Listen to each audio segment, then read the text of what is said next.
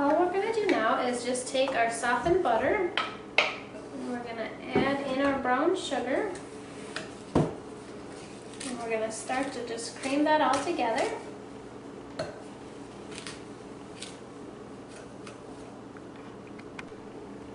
Once we have that blended together, then all we're going to do is we're just going to add in your peanut butter.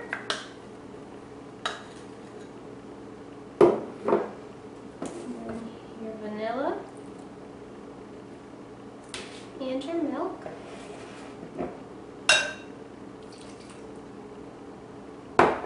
And then you're just going to mix this all together.